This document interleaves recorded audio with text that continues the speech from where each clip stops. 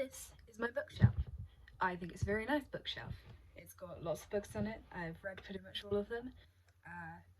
But this is my to be read piles. And yeah, so there's those ones, and even that pile at the back I've all not read. And so I use a system where I turn them up on their sides if I haven't read them, so it's really clear to see what I have and haven't read.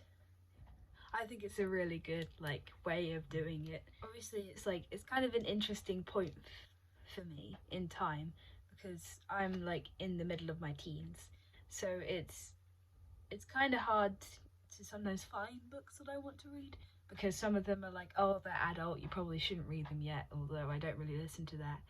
And some of them are oh, they're definitely made for kids younger than me.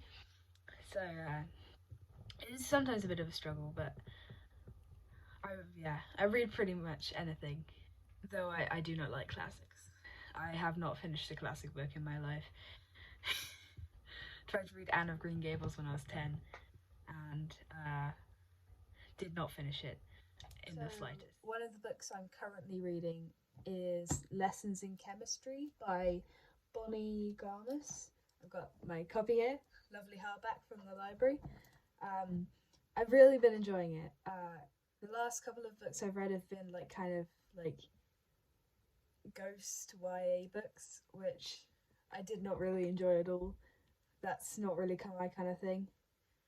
I don't really believe in ghosts. So, yeah. Those books, luckily they're from the library, so I didn't buy them. But yeah, I'm glad to be moving on to something new.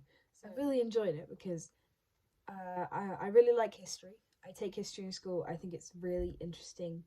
The socially acceptable things that you could say.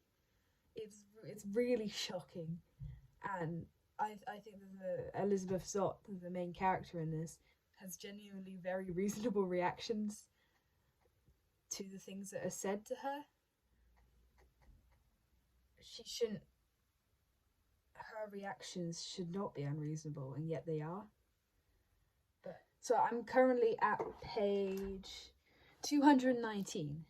So I'm a little over halfway. So it's really fun. I would really recommend it.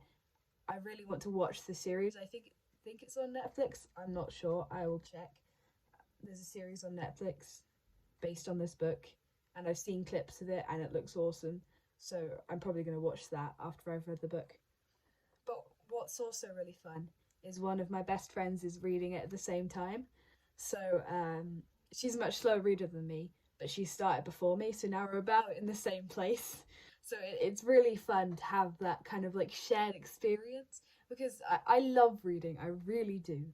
And so it's really nice to be able to talk about things in books with your friends. Like me and my friend today, we had a very passionate discussion about Calvin because my friend called him a tyrant, and I wouldn't necessarily agree with that, but it's led to some very good conversations reading a book together.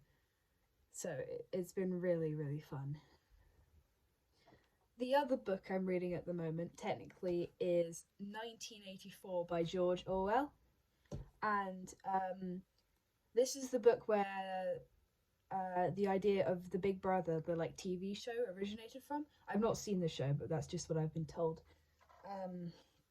I find it really shocking that he wrote this in 1949, I think, and how it's not obviously correct to today, but just the things he thought about then that he thought could happen would I find really crazy that he could dream that up in a time like that in 1949, 1948, that kind of time period. It's really interesting. It's definitely not for kids. Yeah, there's some spicy stuff in it, but I am at page 168, and that is also about halfway through. It's taken me a lot longer to read this book because it's It's a lot denser, you know. It's got that like kind of old timey writing to it. But I am enjoying it, but it is taking me a longer time to read, so uh, I might not finish it for a while.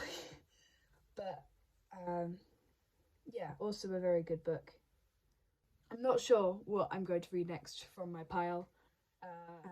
If anyone has like suggestions of things I could read, I would love suggestions. Yeah, I'm not really into ghost stories. That's pretty much about it. That is book chat one done. Over and out.